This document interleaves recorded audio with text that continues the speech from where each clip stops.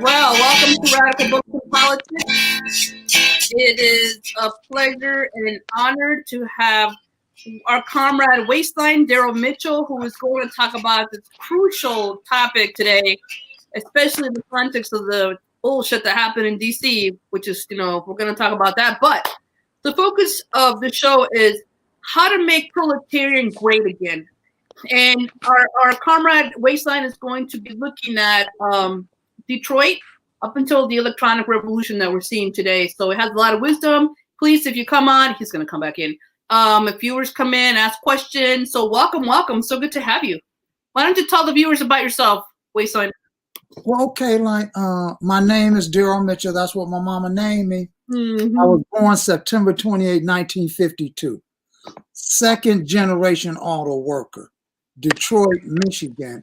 And I had the luck, if you will, to be part of the social and political movement that arose in Detroit in the late 50s and early 60s and stuff. And it might be hard to see today, but once upon a time, Detroit was to Michigan and America what San Jose is to California and America today. Mm-hmm. As a young man, Detroit for me was a home of technological innovation, right? And it remained that during the entire part of history that in Detroit we refer to as the Henry Ford stage of the Industrial Revolution. It's a lot that can be talked about, and we're going to talk about it. But this thing yesterday is absurd. Man. This whole attempt at parliamentary insurrection, playing at it on the part of Donald Trump. And I don't know, I don't know quite how to grab a hold of this other than to say that 4 years ago, 2016, one day after Trump was inaugurated, right, you had the largest demonstration of women in this country, perhaps in history. A month later, you had Earth Day. But what was different about the Earth Day back in 2016 is it proclaimed itself as also a science day. Mm-hmm. Some of the slogans were "science is real." That's significant because the country we're in has to be the greatest and dumbest empire in the history of the world. See, we have a lot of things in America, right? We believe in freedom and we believe in freedom because we have a way of being really dumb, and that has a history in terms of our development as a former colonial settler state. But I don't know how to jump into this other than, as I understand it, 4 people have died from the demonstrations yesterday. 4 people? 4 people. One of them was a woman that was shot in the chest. By the police? And the other, as she was entering and trying to get into a closed-off room. And the other 3, so far as I can tell, died from medical emergencies, which tends to make me think maybe heart failure, some kind of shock to the system and things like that, So listen, there we have 3 viewers, welcome guests. Feel free to ask questions or comments. You're going to have to go to the YouTube stream, though, because I don't see the comments. We are streaming through Radical Books and Politics on YouTube, Facebook, and also my own Twitter account, Dr. Maria J. Estrada. So thank you. Dumb versus freedom. I think that's a fantastic way to categorize people, but you think that this quote-unquote coup was planned, yes? Well, Trump has been planning it all along. He's been planning this from the time he come into office. Yes, Trump has some personal failings, but I want to put him in a historical context because Trump made it clear that his goal was to drain the swamp. By that, he meant to fight to reorganize how political power operates in this country. Now, I have my own personal view of how I view Trump as personifying a section of money in the ruling class. Like, I definitely think he's, in terms of being part of our history, that he represents an oligarchic form of rule that goes back to slavery. So on the one hand, I always view Trump as representing a move towards oligarchy, and in this case, oligarchic fascism. And I absolutely believe he have some deep financial ties that go into Russia although I'm not a Russian hater. Mm-hmm. But I'm just saying, when you talk about a person that makes their money in real estate, rather than the other estates of money that developed during the Industrial Revolution, you're talking about a certain outlook and orientation. But my point is that Trump made it clear he was going to reorganize government and state. Yes. And that reorganization is taking place within a context, you know. Mm-hmm. But, yeah. Now, the context is this incredible transition to robotics, digital processes, big data. And for me, it has these elements of danger and excitement to them. Like, I remember when the whole revolution in technology took off. Remember, we was in Detroit. We were at the cutting edge. See, and the revolution there was just profound. Like, everybody have heard of the Motown sound and Motown music. Yeah. Because it changed the world. What people do not know is that they were able to create this new form of music based on the new technology. Technology was moving from vacuum tubes to transistors, right? The technicians at Motown, they did things like drilled holes in the music board and panel and plugged the guitar directly into the board to create a new form of sound. And I mean, everybody had an awareness of the revolution in technology. Berry Gordy got his method of music production out of Ford Motor Company where he worked for Lincoln. So this whole concept of how to organize things in departments based on an industrial logic and stuff, it took shape and grew up in Detroit.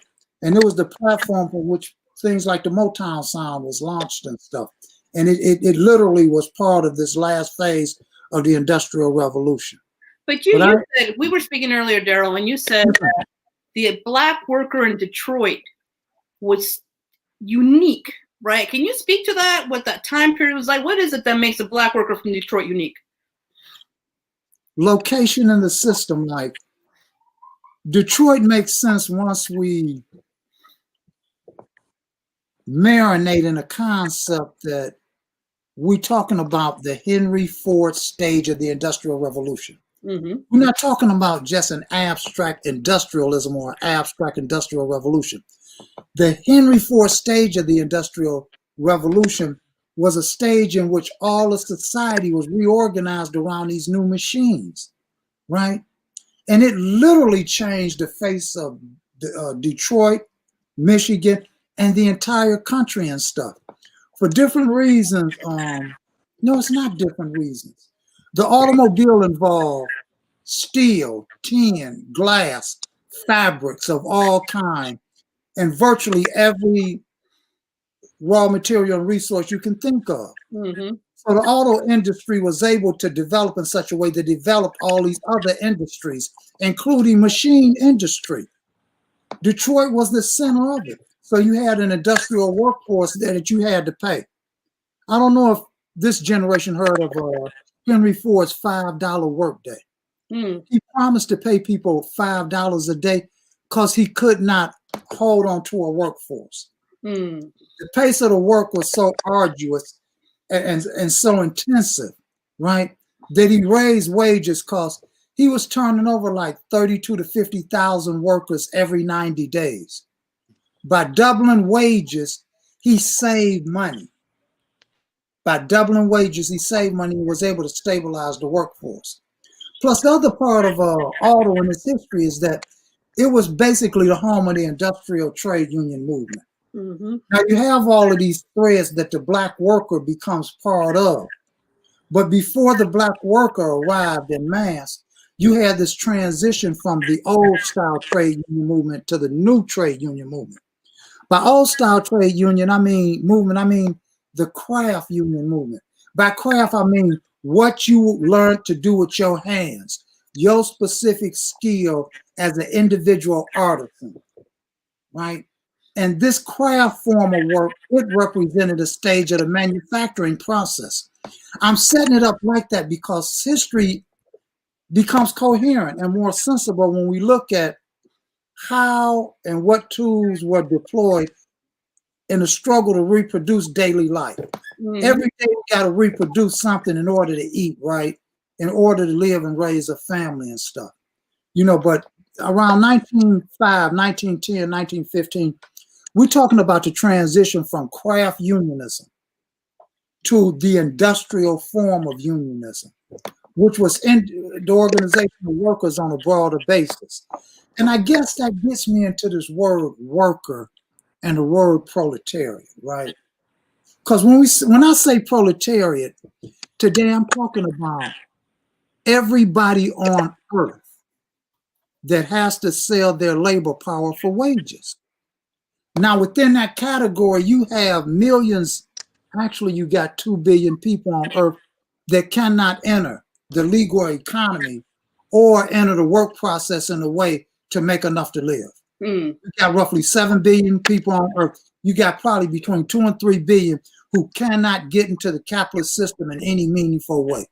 They are proletariat, and they look different than the proletariat and the working class when I was coming up as a young man. You know, they look markedly different.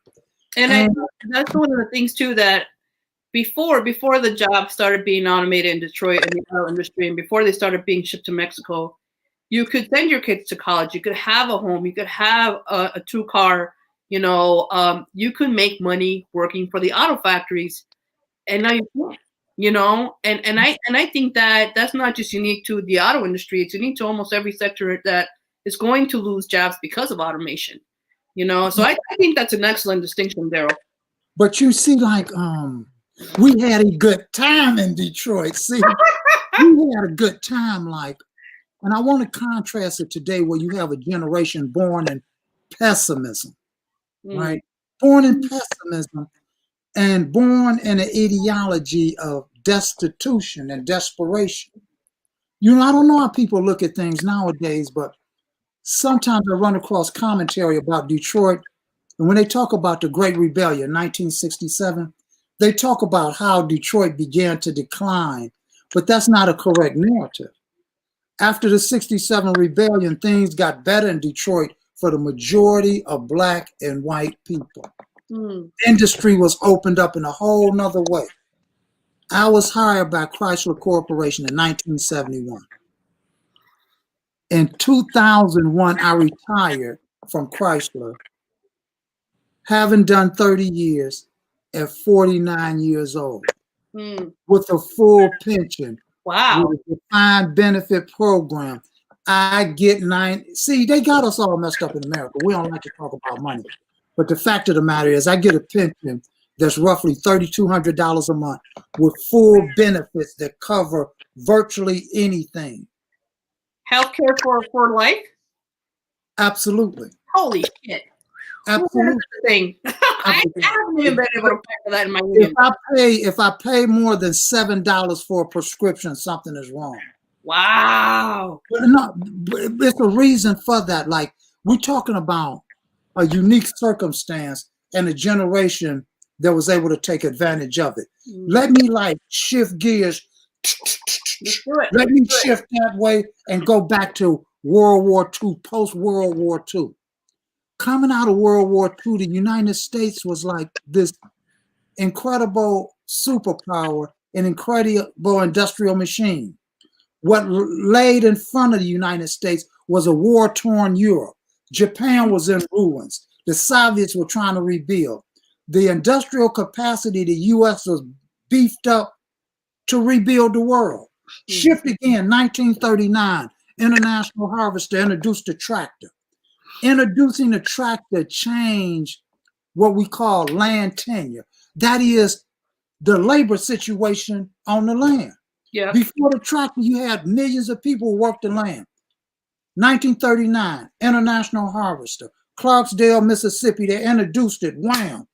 It would lead to 11 million people being shoved off of the land. Right. 6 million white, 5 million Black. Where would they go? Exactly. First, they went to the local southern cities. Then they headed north, right? Afterwards came this industrial wartime boom. Industry opened up. The northern capitalists, like, they stupid. They be like, My screen just went black. Okay. No, you're good. You're good. We see you. Okay. I'm just. So why would the capital is stupid? Well, you know, like they could not uphold segregation. See, they got these huge factories. They're not going to have bathrooms for black and white men and women at the same time when everybody can use all the men can use the bathroom, all the women can. They ain't going to have two parking lots, one for black people, one for white people. They ain't going to have two lunchrooms, two cafeterias, two assembly lines. And they needed labor. And they looked at the South and said, we need labor. And the South said, so what, man? These Negroes ain't going to go nowhere. And they said, yes, they is. They're going to come up here. So what you had was these long-standing interests of black workers and laborers momentarily coincided with those of our capitalist class, right? Yep. See, when we talked about desegregation, we talked about the end of lynch rope terror and violence. Now, I want to be truthful about this because I was an early founding member of the League of Revolutionary Black Workers. And our idea had never been to live next to white people. That simply was not our goal. You know, especially in a city like Detroit, which Detroit has the largest library and educational system in the state of Michigan. We were it's a section of us that was extremely literate. You know, we went to the best technical schools so that we could go into industry, already conditioned to work. But you got a situation coming out of World War II, right? Where the U.S. geared up for this industrial production. It intersected with this whole movement for industrial unionism. Roosevelt, the Wagner Act, right, which opened up legal unionization. And with that came unionism that was able to negotiate stable wages. Right? So I grew up in that environment. In fact, my dad worked for Ford Motor Company at the famous Rouge Center. And my dad was like what they call a race man back then, right? See, today I think we would call him like black nationalist. Yeah, I was going to say a black nationalist. Yeah. But he was a race man with this caveat. He didn't mind killing you. Because he was a soldier. See, this is a different world. You got all these soldiers who returned from World War II, who were trained to murder white people in Europe. They had no problem killing white people in the United States of America. And perhaps one day somebody will take time to do a serious study of the role of the black soldiers in the freedom movement, because it was most certainly their ability to kill which galvanized the movement and made it so that things would open up a certain way in our country. But when we talk about Detroit, we're talking about the rise of an industrial form of the working class. We're talking about industrial trade unionism. We're talking about being able to organize and get higher wages, a defined pension benefit, and all of those things was pioneered in Detroit. The first pension plans come out of Ford Motor Company. In fact, one of the guys that did the math on it was Papa Olden. Papa Olden was married to Naomi Mama Olden. Deeply religious woman, but all of us, not all of us, a bunch of us come up in Highland Park. Highland Park is a suburb of Detroit. Highland Park is like surrounded by Detroit. 2.34 square miles. The legend is that Henry Ford started his assembly line production in Detroit, but that's not exactly true. It actually started in the small city of Highland Park. With black workers. Chester and Woodward. That's where the first assembly line took place. And my father was able to move us into Highland Park in the early 60s. So we were part of moving into the black section of town. And it was part of this period of time where you could achieve home ownership. Right. And my dad was a soldier and militant, so most of the black folks were denied the GI Bill, but my dad would kill you. And he was a semi-professional boxer. Nice. And half of my folks was criminal and stuff, like my uncle Napoleon, right? He had went to jail in the 50s for impersonating the FBI agent, right? Black dude, right? He fought his way out of Jackson prison by winning the Golden Gloves. Because, see, you know, They believe, man, it was just a different world and stuff. But my point is that a section of black and black workers, we were able to be part of this rising working class that was achieving a new standard of living. It did not mean that we were able to leave our colonial status. What people call racism. Well, you know what we're talking about is colonial architecture, which exists in all imperial and empire states since what, Mesopotamia? Yeah. You know, this whole colonial form of development where a more advanced civilization, technology wise, because if they ain't more advanced, they can't beat you, right? Because when you got equals with relatively the same thing, you can't just come in and stomp nobody. But we put on Earth, like, development went in such a way where the more advanced centers of development, they brought the outlying areas and people into their socioeconomic and political order. When they come into that order, you occupy the lowest sections of society, and that's called colonial status, right? And that's what blacks suffer from. That's the story of Chicanos, right? Yeah. Yeah. What? I mean, see, everything in America mixed up, right? Like, most people don't even say Mexican or Chicano anymore. They put everything under Latino, but the fact of the matter is, it's 38 million Chicanos / Mexicans, Mexican Americans in this country. It's 48 what you call Latinos, you know. But there is this colonial architecture that has existed, right? And we're in a moment of time where it's being like overthrown. And the bourgeoisie. Back to this, and Daniel, please feel free to jump in if you have any questions. Because we're gonna have fun, man. It's a lot of stuff to talk about, Dan. Let's get into this, man. But I was telling Waistline that Mexicans were lynched, and they also took part in creating political parties. Well, first of all, when they came back from World War II, it was a similar situation as the black soldier, because they weren't going to put up with racism anymore. They weren't going to put up with being lynched. They weren't going to put up with not being buried with white soldiers. So they also started taking over counters, and I don't know if they maybe fought back too. I don't know that history because they don't tell us, you know. And so that's a thing that I think this is a part of history that the educational system wouldn't want, because it speaks to revolution, right? And Daniel, I don't know if you want to ask Waistline a question or make a comment.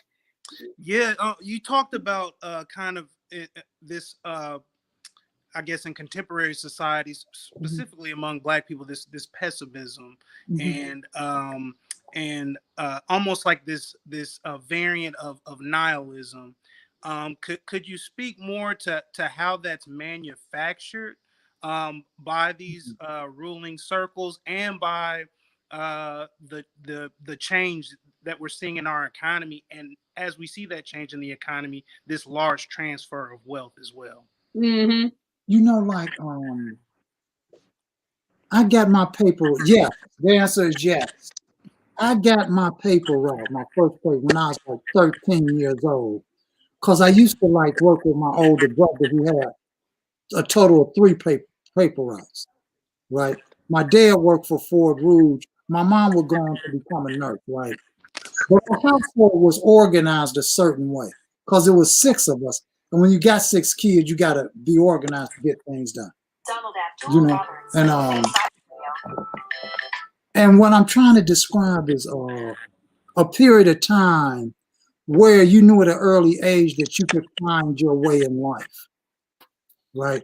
I knew when I was 15 years old that if I desired it, I could make a man's wage, that I could fall in love, marry whatever girl it was, and have kids, have a nice home and family. I knew that at 15 years old, right? Because the world I lived in had that opportunity that stood before us. Remember, this is the 60s, like the last great expansion of the industrial system. Yeah. It really doesn't start coming to an end until in the 70s and stuff. And I'm describing it like that because we're talking about optimism as the product of having a new possibility to reshape and recreate yourself and make it in life. I left home at 15 because I felt I was old enough and man enough to make it on my own. And it was possible in the 60s and 70s to do that.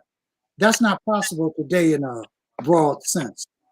It's not possible because the work opportunities have shifted fundamentally and they're not coming back. They're not coming back. And robotics are behind it. Now, the first robot I remember that coming to the plant in 1984, we called him Henry. And I go back to old John Henry, who used to have a big hammer. John Henry was a slave, nail driving man. But this point is that coming up, I had a certain optimism, right? The city itself had a certain energy and vibrance to it. Like buses ran every like 8 minutes. We started traveling on a bus and getting a sense of the city and stuff when we were 9, 10, 11, 12 years old. It was always economic activity. For fun, we used to look up and down the street and go on the major streets, and we look at cars and try and tell you who built them, what year they was built, right? And things like that. Because, see, we were inundated, if you will, in this whole industrial auto culture. And because we could make us living, it gave us a certain optimism. I remember work. I used to love going to work. Because on Friday, man, you got paid and you had a lion in your pocket, right? And you would go home, man, catch you a shower and shit. And you would hit the nightclubs and stuff. Why? Because at one point in Detroit, in and around Detroit, you had like 26 factories and stuff in and around Detroit. Each one had its own local union. Most of these local unions had their own buildings that you could rent out on Friday, Saturday, and Sunday to hold your dance and make money. So you didn't have to know what a party was. All you had to do is go to one of the local unions on Friday, and that's what I used to do. Man, I hit the shower. You put your smell good on, and you put on your shit, and bam, and you call up your cutie pie and shit, man. Man. So I'm talking about a material optimism and way of life. The music was vibrant. The music, it had an energy to it. You can still hear it today. But that's because the environment in which we live was deeply charged with possibilities. Here, here. We're going to the 90s and the early 2000s. I guess you have the rise of what you call Afro-pessimism. You know, like I come across this stuff. It's not me. It's not my generation, man. You know what I'm saying? But it's a sadness that's born of decay. It's born of decay of a system where opportunity no longer exists on a broad scale. You know, so I mean, I do a couple of classes with young people, and I can't help but notice how they are in a perpetual fight for meaning, to discover meaning, to really discover the means through which to develop your individual personality and self. Yep. I was able to develop my individual personality and self through an industrial formal organization. See, everybody got up at the same time, right? You had to be at work at the same time, on the assembly line at the same time. You working next to a guy who you hate. All you do is dream about killing him for the first 5 years. The next 5 years, you start figuring out you like him, he ain't too bad. 10 to 15 years later, you fucking love him. You know everything you done went through, what his kids done did, when his wife left him, how he messed up all the money. And I'm describing a way of life. There was an industrial form of collectivity. It was an industrial society, right? And that form of society peaked in the 60s, 70s, and 80s. And after that, it was like downhill. It was like that blind alley and stuff you end up in. Waistline, that we can make proletarian great again. You know, like, but it's a fight, right? Like, if I have something to pass on, it would be that the weakness of all the social movements is its educational component. I know that sounds corny because people want to get on, be part of the real movement, man. You got to take it to the masses and stuff. See, that's that freedom again. That's a freedom, man. I'll be like, you know what? Okay. I can tell you about let me tell you what a couple of great Americans, heroes said. A sucker was born every minute. I'm talking about Barnum and Bailey. And when they said that, they understood what they was talking about. That we're in a country that has had limitless possibilities and no one really had to become educated in, let's say, a European sense or in the sense of classical education. Why? Because you did not need it to make a living. So what developed in America was an anti-philosophy. Its name is pragmatism. That's the philosophy that says we enjoy being stupid. If it works, it's cool. That's the definition. The definition of the definition of pragmatism is I like being stupid. You know, but that form of thinking developed in our country. And right now we face with it because we have to figure out a way how to explain society, its components, what's taking place, and how to change it. Because we have a unique opportunity to change society in a way that can free humanity. Truth. Absolutely. Now I got, and it's on my wall right there, and I want to read just the first sentence. It says, the ideas of the ruling class are in every epoch the ruling ideas. That is, the class which is the ruling material force of society is at the same time as ruling intellectual force. Everything we know, every thought we have has been shaped and created by the ruling class. Even when we think we're right, we're still within the intellectual framework and culture of the ruling class. Our job on the road to making proletariat great again is to teach people how to think things out in a different way. Ours is actually the fight for the life of the mind. And I mean that in the most serious way. Like, see, it's easy to fight. That's why people be thumping all the time, man.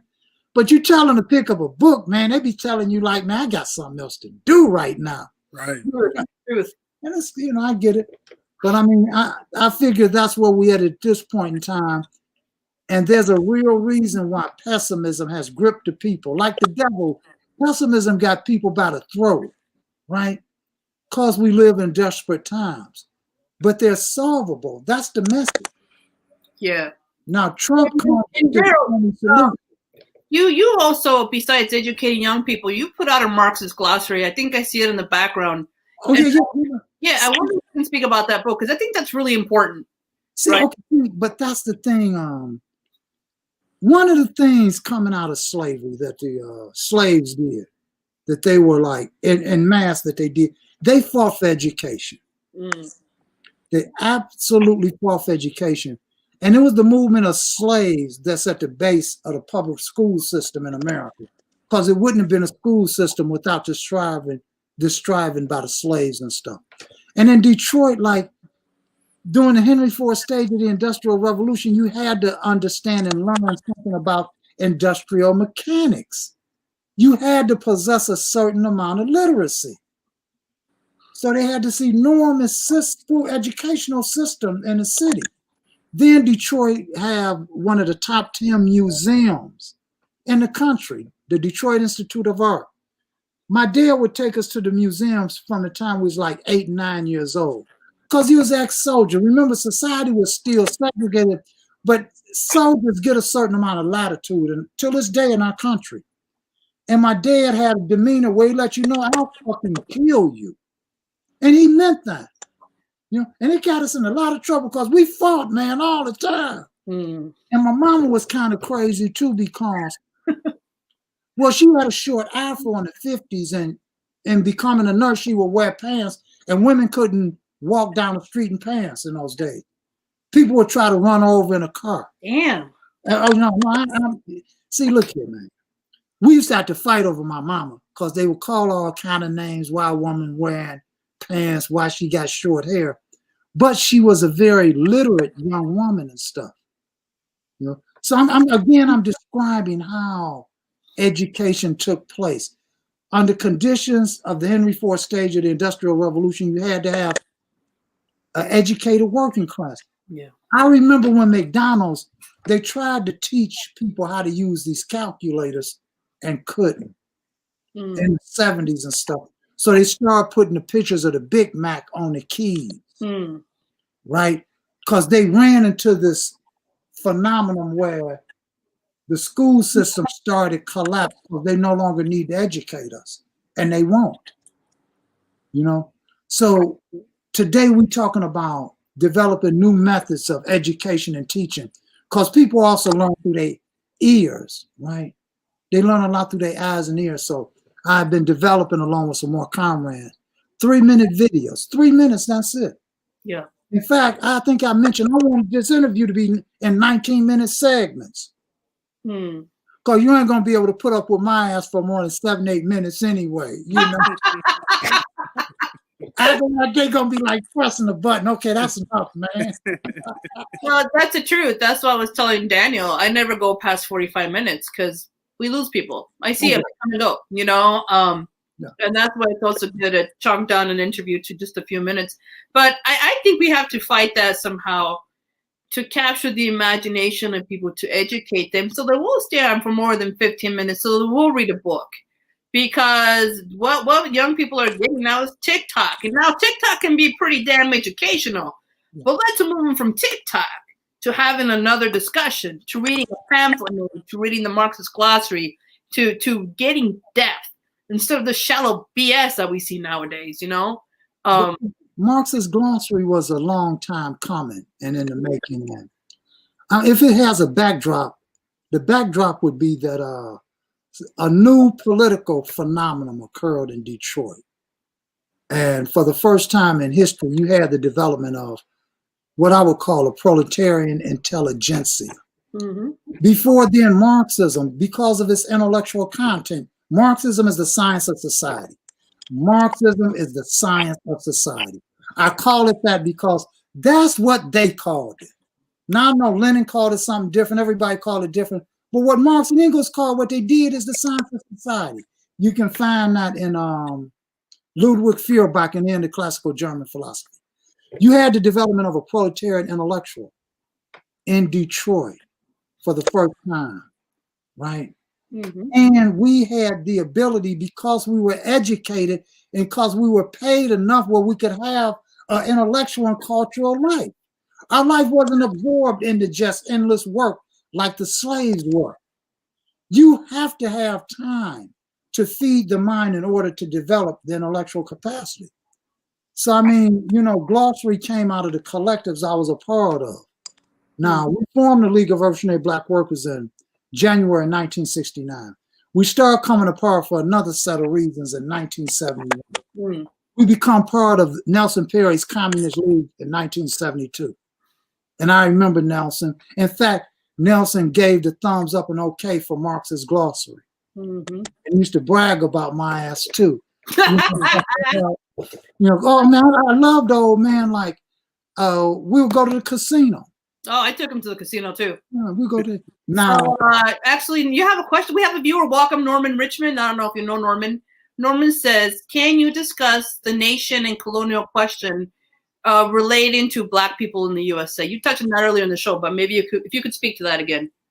And shout out to Norman, man. I love you, brother. Hello, Norman. Welcome. Glad to have you. But you know, like when we talk about the colonial question, I think we need to talk about it in a larger sense. That when we look at history, especially coming out of Africa and Egypt, this is when the colonial form of development began. The colonial form of development means that the more advanced societies brought into their orbit, economically, politically, and socially, the less developed peoples. That process is called colonialism. Imperialism come a couple of thousand years later, but this colonial form of history, for different reasons, it became a violent and bloody affair. But it didn't have to, but some other things got lost along the way that requires like going through history. But I think my point is that when we talk about colonialism, we're talking about the colonial shape of development. That has come to an end because there ain't no place else on earth left to colonize, man. Europe done colonized everybody. You know? right? And that took place in stages because you had first the European direct colonial system, right, in the late 1800s and stuff. Then you went through World War One, World War Two, where the European-based direct colonial system was broke up. But in my opinion, in my view of it, because there's no place left on earth to colonize, the old systems that grew up on the basis of colonialism have reached their historical limit. They reached, everything got a shelf life. That includes social systems, economic formations, political forms of rule. Everything that lives has a shelf life, not just the stuff in the stove, right?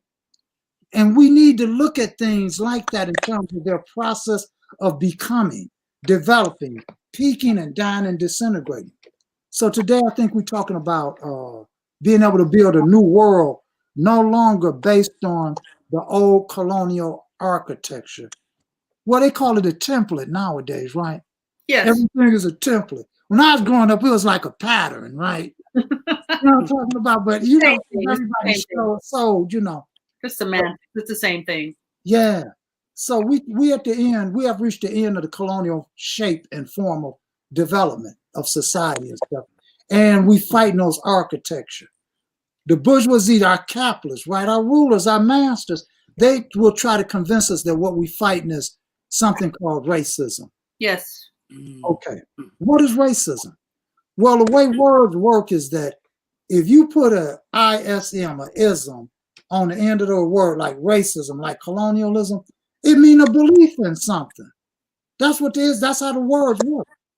Racism is a belief that human beings are composed of different evolutionary stages of development of people. That the highest developed people within the human race have a God-given right and guns to rule over everybody else. And on this planet, you have what you call white racism. So that was applied to the non-white people. But if you grew up in Europe, you knew that before you had this outward expansion, people in Europe first had to conquer Europe. Now, for the movie buffs, the first one, Conan the Barbarian with Arnold, that's about how the Europeans conquered Europe using steel, because steel was more durable than your softer metals and stuff. Right. But my point is that when you talk about racism, you're also talking about racism amongst white people.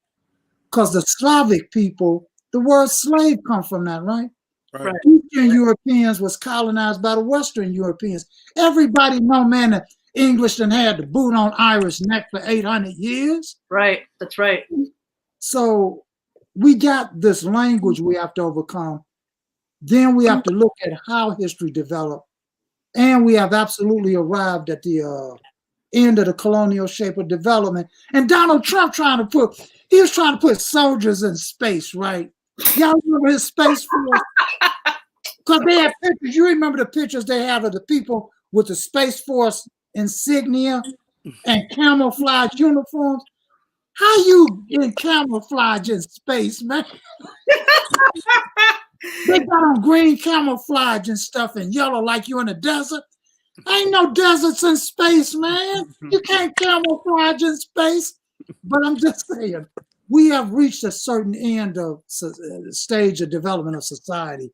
And it's a new potential and possibility that exists. So I'm excited about this new stuff, you know.